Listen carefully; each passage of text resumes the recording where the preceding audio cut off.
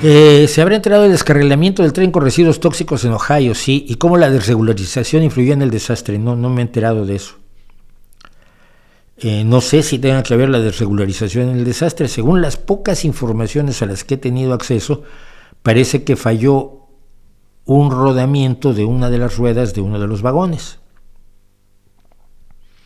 Cosa que puede ocurrir en cualquier momento, en cualquier lado. O sea, es un accidente. Pero Pablo Iglesias ya lo atribuyó a la inseguridad prevaleciente en los trenes, por la cual se iban a ir a la huelga los ferrocarrileros. Y esto me llamó tanto la atención que yo fui a ver qué pasaba con esta huelga de ferroviarios de Estados Unidos, que se empezó a gestar en julio de 2022, y no tiene nada que ver con la inseguridad. La seguridad de los trenes estadounidenses es enorme, y en los últimos 20 años se han disminuido 40 y tantos por ciento los accidentes, y 40 y tantos por ciento las lesiones de los trabajadores ferroviarios, y 30 y tantos por ciento los accidentes ferroviarios. Así que no sé de dónde sacan los datos. Lo que sí sé, porque estuve leyendo lo que decían los sindicatos, es que lo que querían primero que nada era mejoras salariales. Decían, se han reducido los precios, se han aumentado los precios, se ha reducido la plantilla, nos hacen unas exigencias enormes de estar disponibles 24 horas al día, 7 días a la semana, los dueños de las empresas ferroviarias, que son privadas en Estados Unidos,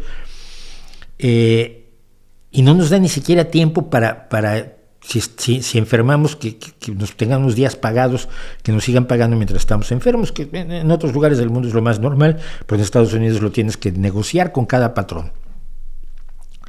Y esos eran los principales problemas. Lo que decían ellos es que ellos cargaron con la pandemia de manera enorme, y es cierto, el transporte ferroviario junto con el carretero fueron los que sostuvieron la pandemia en Estados Unidos. En otros lugares el transporte ferroviario de carga es menor, pero en Estados Unidos se responsabiliza de alrededor del 40% de todo el transporte a larga distancia de bienes y mercancías. Y entonces decían los trabajadores, a ver, nos están exigiendo más, han reducido la plantilla, nos piden más horas, no nos aumentan el sueldo, ellos suben los precios y se están llenando de dinero, están ganando utilidades enormes para los accionistas, y nosotros estamos aquí mirando desde la pandemia. Esas fueron las razones de la huelga que se empezó a convocar en junio, que en septiembre fue negociada por el presidente Biden, por un grupo una comisión que nombró el propio Biden para que interviniera, para que mediara entre los dueños y los sindicatos, y en septiembre se logró, una solución, un acuerdo con el que estaban bien 8 de los 12 sindicatos, y los otros 4 no, porque querían que el convenio que había mediado la Casa Blanca incluyera lo que es el tiempo de enfermedad pagado. Si tú te vas a tu casa enfermo 4 días, que no te quiten el sueldo esos 4 días. Pero eso no lo aceptaron de alguna manera las empresas, y entonces 4 sindicatos por eso no querían firmar, pero en diciembre se expidió una ley que obligaba a aceptar el acuerdo, y por lo tanto hacía ilegal la huelga en estas condiciones y en este momento. Todo eso es cierto. Y ya, ¿cómo fue? Una cosa de lo más divertida. Sí, fue Pablo Iglesias quien dijo que se debía que la huelga era por la enorme inseguridad de los trenes. No, estuve viendo las cifras, no hay inseguridad en los trenes. Pero si no es culpa de la desregularización, pues no es una historia de horror del libre mercado.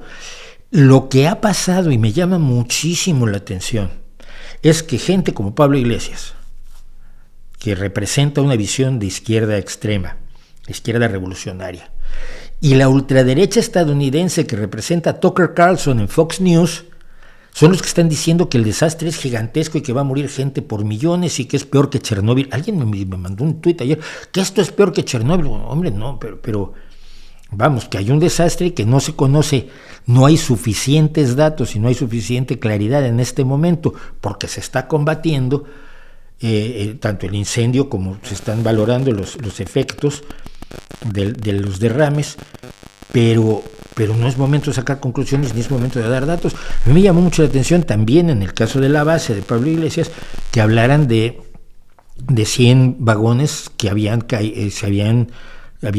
tenido el vertido químico y habían estallado. No, de los 100 vagones fueron 12 o 13 los que se incendiaron y 32 los que tuvieron un derrame químico, es decir, 32 incluidos esos 12, que tuvieron un derrame químico de cloruro de polivinilo y de algunas otras cuestiones, que son graves, es muy peligroso, pero no sabemos lo que está pasando en realidad, y hasta que no haya datos, pues que la gente espera que si en el oriente de Ohio se descarrila un tren, al día siguiente puedas decir exactamente cuántos litros cayeron y de qué temperatura es el incendio.